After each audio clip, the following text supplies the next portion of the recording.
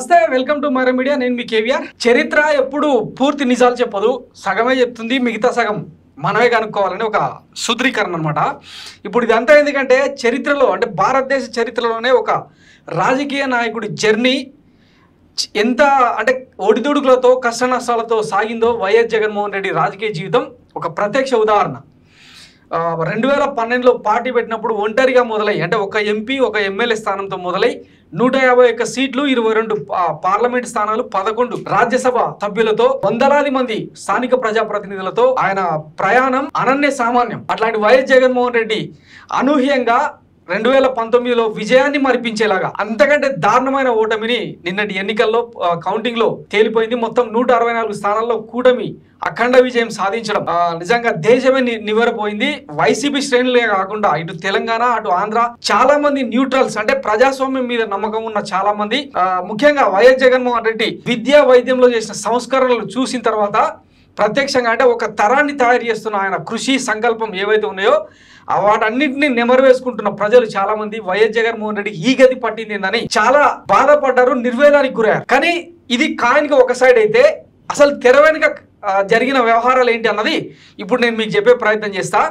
నిజానికి గెలుపుకు తండ్రులు ఎక్కువ, ఓటమికి శత్రువులు ఎక్కువ అని అంటుంటారు కదా. వాస్తవానికి జగన్మోహన్ రెడ్డిని అంటే ఈ స్థాయి నుంచి నేల దాకా తీసుకొచ్చింది ఆ పార్టీ నాయకులే, ఆ పార్టీ అంటే ఆయన పెట్టుకున్న సలహాదారులు, కార్యకర్తలే అనేది ఒక కంక్లూజన్. ఇవన్నీ అంటే మనం మెల్లగా మాట్లాడుకుందాం. ఒకసారి కారణాలు ఏంటనేది విశ్లేషించే ప్రయత్నం చేద్దాం. ఆయన అంటే వైసీపీ కార్యకర్తగా అంటే నిజాలు చాలా నిష్ఠూరంగా ఉంటాయంటారు కదా, రాసి చెప్పే ప్రయత్నం చేసిన ఒకసారి మీకు అవి చదివి వినిపించిన తర్వాత మళ్ళీ మాట్లాడుకుందాం. మనసు విప్పి వైసీపీ ఓటమికి కారణాలు తెలుసుకుందాం. ఇది ఒక్కటి చదివితే చాలు వైసీపీ ఓటమికి గల కారణాలు పోస్ట్ మార్టం. వైసీపీ ఓటమికి ఇంత దారుణమైన పరాజయానికి గల కారణాలు ఏందన్నది ఈజీగా తెలిసిపోతుంది. వాస్తవానికి ఆ పార్టీ నాయకులు అందరూ కూడా ఈవీఎంల మీద వాటి మీద నెపం నెట్టేసే ప్రయత్నం చేస్తున్నారు. కానీ దానికంటే ముందు పార్టీలో ప్రక్షాళన అంటే ఒక 12 ఏళ్ల పాటు 2012 నుంచి ఇప్పుడు 2024 దాకా నిబద్ధతగా నిష్ఠతో కార్యకర్తలు జెండా మోసి ఒక్కడిగా స్టార్ట్ అయిన జగన్మోహన్ రెడ్డికి ఈ తరహా విజయాన్ని అందించినప్పుడు ఆయన ఏ రోజైనా కార్యకర్తలు పట్టించుకున్నారా? అసలు తనను నమ్మిన క్యాడర్కు జగన్మోహన్ రెడ్డి ఏం చేశాడన్నది ఇందులో క్లియర్గా మెన్షన్ చేశారు. ఒకసారి చూడండి. మనసు విప్పి వైసీపీ ఓటమికి కారణాలు తెలుసుకుందాం. జగన్ కాంగ్రెస్ వదిలి బయటకు వచ్చిన తర్వాత ఆయన వెనుక నడిచి అండగా నిలబడిన నాయకులకు జగన్ ఎంతవరకు అండగా నిలబడ్డాడు ఆత్మ పరిశీలన చేసుకోవాలి. 2014 ఎలక్షన్స్ ఓడిపోయిన తర్వాత నీకోసం పార్టీ కోసం అన్ని విధాల ముందుండి కష్టపడిన సెకండ్ గ్రేడ్ నాయకులు అసలు మీకు గుర్తున్నారా? 2019లో ప్రజలు గెలిపించాక మద్యం తీసేస్తానన్నావు, కనీసం తీయకపోయావు. కొత్త మద్యం అమ్మకాలను ప్రభుత్వం అమ్మడం మొదలు పెడితే అది కూడా రూపాయి దానికి 2 రూపాయలు అమ్మితే ప్రజలు ఎలా జీర్ణించుకుంటారు? 2019 నుంచి మొన్న ఎలక్షన్స్ ముందు వరకు ఏనాడైనా ప్రజలను ఉద్దేశించి ఒక్క ప్రెస్ మీట్ పెట్టారా? ఒక్కసారి అయినా మీరు చేసే పథకాల గురించి మాట్లాడారా అంటే లేదు. 2019 నుంచి నేటి వరకు మిమ్మల్ని మీరు నమ్ముకోకుండా, మీకోసం కష్టపడే కార్యకర్తలను నమ్ముకోకుండా వాడెవడో ఐపాక్ పకోడీగాళ్ళని నమ్మావు. కానీ అసలు వాళ్ళు చెప్పేవి నిజమా అబద్ధమా అని కనీసం ఏనాడైనా క్రాస్ వెరిఫికేషన్ చేయించారా? ఇంకా అసలు విషయం, విజయసాయి రెడ్డిని పక్కన పెట్టి సజ్జలను పార్టీ మరియు ప్రభుత్వ వ్యవహారాల్లో ఇన్వాల్వ్ చేసేశారు. ఆయన ఎలా చేస్తున్నాడో, అసలు ఆయన చెప్పిన పని మాత్రమే చేస్తున్నాడా, చెప్పని కూడా చేస్తున్నాడా, అసలు సమస్య చెప్పడానికి వచ్చే వాడి సమస్య వినే ఓపిక తీరిక ఆ పెద్దసార్ గారికి ఉన్నాయా? జకంపూడి రాజా కూడా దీన్నే హైలైట్ చేశారు. అసలు పార్టీలో జగనన్న కోసం కష్టపడే వాళ్ళు సెకండ్ గ్రేడ్ నాయకులుగా ఎదగలేకపోతున్నారు. అసలు సజ్జల గారి ముడ్డి వెనుక తిరిగే వాళ్ళు, అలాగే సాయిరెడ్డి సార్ పక్కన పారాడే వాళ్ళు అసలు ఎలా ఎదగగలిగారు? దాని అర్థం ఏమిటి? కార్యకర్తలారా, నాయకులారా, పని అవ్వాలంటే, పదవులు పొందాలంటే జగన్ దగ్గరికి కాదు, పార్టీ ఆఫీస్ దగ్గర సజ్జల గారి సంఖ చుట్టూ తిరగండి, లేదా సాయిరెడ్డి గారి దగ్గర భజన చేయండి. అది కుదరకపోతే సుబ్బారెడ్డి గారి ఫైల్ మోయండి. అంతేగాని జగనన్నని నమ్ముకుని పని చేస్తే ఏమీ రావు, అక్కడ ఎదగలేరు అని కార్యకర్తల్లో మీరు ఒక అనుమానపు విషబీజాన్ని నాటలేదా? ఆంధ్రప్రదేశ్లో కాంట్రాక్టర్ అనేవాడు మీరు తీసుకున్న నిర్ణయాల వల్ల రోడ్డు మీద అడుక్కు తినే స్థాయికి ఎంతమంది వచ్చారో తెలుసా అన్న? ఏనాడైనా మనం అధికారంలో ఉన్నప్పుడు వారి బిల్స్ ఇచ్చే ప్రయత్నం చేశామా? మరి వాళ్ళ పాపం మన పార్టీకి తగలకుండా ఎలా ఉంటుంది? 2019 నుంచి నిన్ను కలవడానికి ఒక్క కార్యకర్తకైనా, ఒక్క కింది స్థాయి నాయకుడికైనా అవకాశం ఇచ్చారా అన్న? ఏమి చేస్తారు ఇంట్లో? కనీసం వైఎస్ఆర్ గారు కలిసినట్టు పొద్దున్నే ప్రజా సమస్యలైనా తీసుకుంటావు అంటే అది లేదు. మరి నీకు సామాన్యుడు ఏదైనా కష్టం చెప్పుకోవాలంటే ఎలా సమాధానం ఉందా? పార్టీ ఆఫీస్ దగ్గరికి మరియు కొన్ని ప్రభుత్వ కార్యాలయాల్లో కొంతమంది పార్టీ పెద్దల దగ్గర అడుక్కు తినే బేవార్స్ గాళ్ళ వల్ల, వారి మాటల వల్ల కార్యకర్తలు ఎంత అవమానపడ్డారో తెలుసా? ఎంత హేళనకు మనోవేదనకు గురయ్యారో తెలుసా? వాళ్ళ అమ్మమోగుళ్ళ గంటు ఏదో ఇస్తున్నట్టు ఏదైనా కార్యకర్తలు కష్టాల్లో ఉండి వాడికి ఏదైనా సహాయపడండి, అండగా ఉండండి అంటే ఎంత కించపరిచేవారో చాలా మందికి తెలుసా? ఒక్కసారి కార్యకర్తలను కదిలించి చూడండి, చెప్తారు. ఇదే టీడీపీ రోజు ఇంత అఖండ విజయానికి కారణం ఏంటో తెలుసా? వాళ్ళు క్యాడర్కి ఇచ్చే విలువ, క్యాడర్ని కాపాడుకునే విధానం, జైళ్ళలోకి వెళ్ళిన కేసులు పెట్టిన ఒక సపరేట్ సిస్టమ్ ఉంటుంది. దాన్ని వైసీపీగా ఎప్పుడు కూడా డెవలప్ చేసే ప్రయత్నం చేయలేదు. నెక్స్ట్ ఇక పోతే వాలంటీర్స్ని పెట్టరు, జనాలకు అన్నీ ఇచ్చావు సూపర్, నాయకులు అవసరం లేదు, కార్యకర్తలు పని లేదు, మరి ఓటేవాడు వేయిస్తాడు?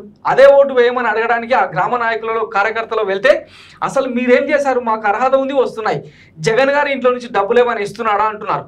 అదే ఆ గ్రామ నాయకుడికి విలువ ఉంటే, పార్టీ గౌరవం ఉంటే వాడు నిలబెట్టి ఓటు వేయించుకునేవాడు. ఎవరిది తప్పు చెప్పన్నా? సో నాయకుడు లేని సమాజాన్ని నిర్మించాలనుకున్న నీ తపన, సంకల్పం బహుశా కరెక్ట్ అయి ఉండొచ్చు. కాకపోతే ఇవన్నీ సినిమాలో వర్కౌట్ అయితే కానీ గ్రౌండ్ లెవెల్లో ఇది పరిస్థితి.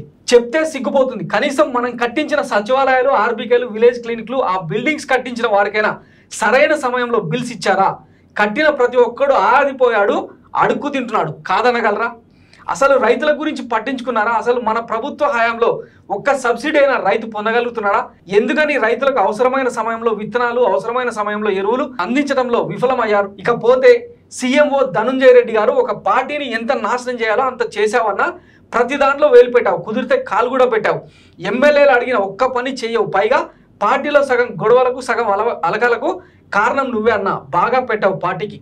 జకంపూడి రాజా కూడా ఇదే పాయింట్ లేవనెత్తాడు. ఒకసారి ఆయన మాట్లాడిందో ఏందో విందాం. ట్రాన్స్ లో పెట్టి చుట్టూ ఒక కవచం కింద ఉంది ధనుంజయ రెడ్డి గారు లాంటి పనికి మాలిన చెత్త అధికారులు. ఏ ఎమ్మెల్యే అయినా ఏదైనా ఒక అర్జీ పట్టుకుని వెళ్తే ఆయన రూమ్ బయట ఆయనే ముఖ్యమంత్రి లాగా గంటల తరబడి కూర్చోబెట్టడం, కూర్చొని కూడా కాదు నుంచుని, లోపలికి వెళ్తే ఆయనకి తీరిక లేనట్టుగా, ఎమ్మెల్యేతో మాట్లాడడానికి కూడా తీరిక లేనట్టుగా 2 నిమిషాలు కూడా మాట్లాడకుండా, మేము తీసుకొచ్చినటువంటి పనులను సరిగ్గా అర్థం చేసుకోకుండా, కోరుకొండ భూములకు సంబంధించినటువంటి రిజిస్ట్రేషన్లు ఆగిపోయినాయి అని చెప్పి ఆవేళ ప్రతిపక్షంలో ఉన్నప్పుడు అనేక ఉద్యమాలు చేశాం, పోరాటాలు చేశాం. ఆ సమస్యకు పరిష్కారం చూపించండి అని చెప్పి ముఖ్యమంత్రి కార్యాలయం దగ్గరికి, ధనుంజయ రెడ్డి దగ్గరికి 10 సార్లు తిరిగినప్పుడు అదే పనిగా రేపు ఎల్లుండా అని చెప్పి 5 సంవత్సరాలు గడిపాడు. పురుషోత్తపట్నం ఎత్తిపోతల పథకం భూములకు సంబంధించినటువంటి రైతులకి నష్టపరిహారం ఇవ్వాలి అని చెప్పని అడిగితే రేపు ఎల్లుండా అని చెప్పి 5 సంవత్సరాలు గడిపాడు. విదేశీ విద్యా దీవెనకు సంబంధించినటువంటి కాపు విన్నారు కదా. సీఎంఓలో ఒక అధికారి ధనుంజయ రెడ్డి చేసిన లంగా పనుల వల్ల ఇట్లా ఎమ్మెల్యేలు కనీసం వాళ్ళ వాయిస్ కూడా వినిపించలేని దుస్థితిలో ఉన్నారంటే ఇక ప్రభుత్వాన్ని మనం ఎట్లా నడిపినట్టు ఒక్కసారి ఆలోచించుకోవాలి.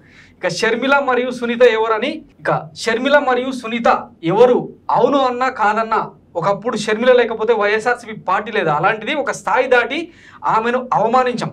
అసలు ఆమెకు మన పార్టీకి ఏమి చేసిందని ఒక్కసారి కూడా ఎవడు ఆలోచించలేదు. ముడ్డి మూతి తెలియని సజ్జల పార్టీకి పెత్తనం చేస్తుంటే పార్టీ కష్టకాలంలో అండగా నిలబడిన షర్మిల పార్టీలో ఎదగాలనుకున్నా, ఏదైనా పదవి ఆశించినా ఖచ్చితంగా చేసి ఉండాల్సింది. వాళ్ళను మనం విస్మరించిన దానికే వాళ్ళ కడుపు మంట తగిలింది అని చెప్పి ఇట్లా మొత్తం 15 పాయింట్లతో కూడిన ఒక పోస్ట్ మార్టం రిపోర్టు ఇచ్చిందనమాట. ఇప్పటికైనా సూదిలో దారాలు ఎక్కించే వాళ్ళని కాకుండా సుత్తులు గుణపాలంటి కార్యకర్తలు నమ్ముకోండి, భజనగాలను పక్కన మింగండి, వాస్తవాలు చేదైనా నిజాలు చెప్పే వాళ్ళని పక్కన పెట్టుకోండి. ప్రజల నాడి తెలుస్తుంది, ప్రజలకు కూడా మీపై నమ్మకం పెరుగుతుంది.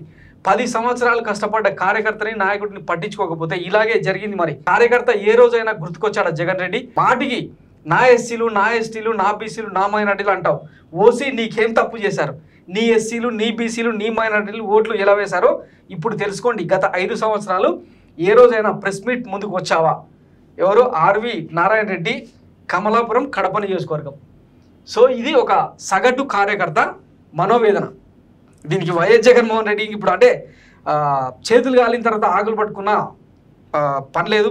మేబీ ఆయన రాజకీయ అనుభవం సరిపోలేదో లేకపోతే ఇంకేదో, కానీ వాస్తవానికి అంటే కంచాయిలయ లాంటి వాళ్ళు చాలామంది రాజకీయ నిపుణులు, విశ్లేషకులు ఈ ఓటమిని జీర్ణించుకోలేకపోయారు.